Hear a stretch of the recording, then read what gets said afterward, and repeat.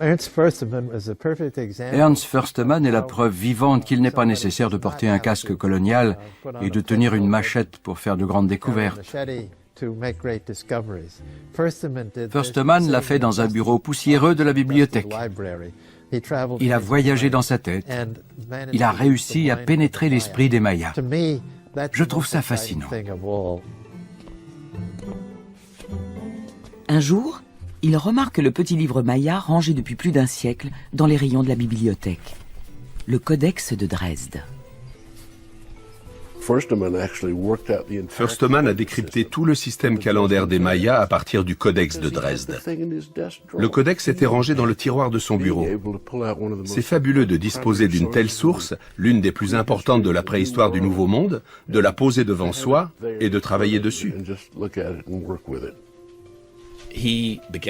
Il a minutieusement analysé le contenu du Codex de Dresde. Et comme il devait être un véritable génie en mathématiques, il a décrypté un grand nombre de cycles qui semblaient être enregistrés dans ce document maya d'une importance capitale. Rafinesque a démontré que les Mayas utilisaient des points pour les unités et des traits pour le chiffre 5. Mais Försteman découvre que les connaissances mathématiques des Mayas sont bien plus sophistiquées. Les Mayas ont inventé le concept du zéro. Ils organisent les nombres en colonnes avec les unités à la base. Notre système numéral compte par dizaines et multiples de 10. Försteman découvre que les Mayas utilisaient un système basé sur 20 et sur les multiples de 20. Les Mayas étaient ainsi à même d'écrire et de manipuler de très grands nombres.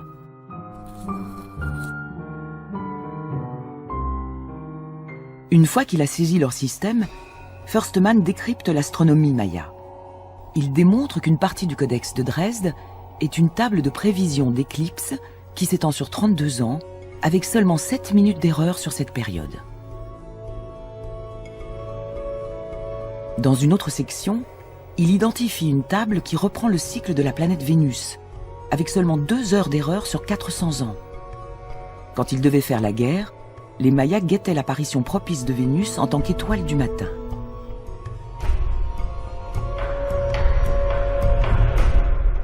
Pour finir, Försteman se penche sur le calendrier. Il s'aide du manuscrit de Landa, la relation des choses du Yucatan, qui contient les noms et les glyphes des jours et des mois mayas. Les glyphes des jours et des mois apparaissent très souvent dans tout le codex. Försteman réalise que de nombreuses pages sont conçues comme des almanachs divinatoires. Les nombres rouges représentent des jours favorables ou défavorables. Les nombres noirs représentent le nombre de jours qui les séparent. Les prêtres utilisent des livres remplis de nombres pour régir le quotidien. Ils repèrent les époques propices pour planter, faire les semailles, aller à la chasse, faire la guerre. Geraldo Diaz, 1579. Peu à peu, Försteman découvre que les Mayas comptent le temps à l'aide d'un système qu'on appellera roue calendaire. La roue calendaire est constituée de 3 cycles imbriqués. Une année solaire de 365 jours, un cycle de 20 noms et un cycle de 13 nombres. Le nom des jours dépend de l'alignement des 3 cycles. Par exemple, ce jour-là s'appelle 3 Maniques, 14e du mois Pop. Il est suivi de 4 Lamates, 15 Pop. 5 Moulouk, 16 Pop, et ainsi de suite.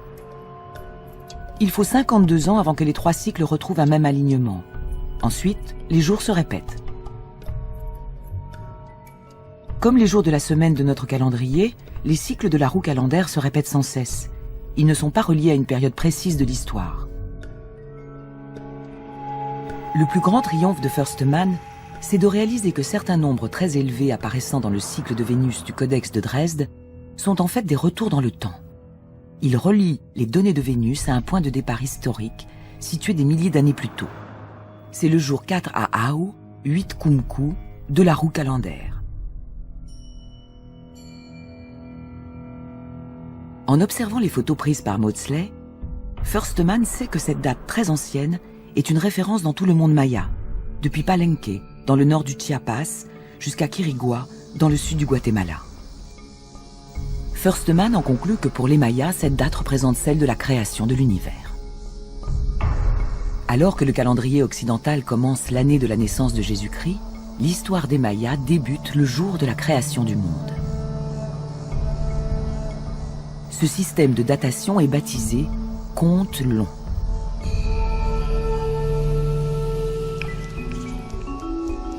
Ce genre de stèle en pierre est présent dans tous les sites mayas du Mexique et d'Amérique centrale. Les textes qu'ils portent commencent presque toujours par une date du compte long. Sur cette stèle, en partant de la date de la création, 9 cycles de 400 ans, plus 14 cycles de 20 ans, plus 19 ans, 8 mois et 0 jour. À un jour près, cette stèle a été érigée il y a un peu moins de 39 siècles après la création. On s'est demandé à quelle date ça correspondait sur notre calendrier moderne. Est-ce que c'était en avril 1860, avant ou après notre ère? On l'ignorait. En 1905, au Nevada, le journaliste Joseph Goodman met le compte long en corrélation avec le calendrier européen. Selon les calculs de Goodman, la date de création des Mayas est le 13 août 3114 avant notre ère. Les archéologues peuvent à présent calculer la date à laquelle les différentes stèles ont été gravées.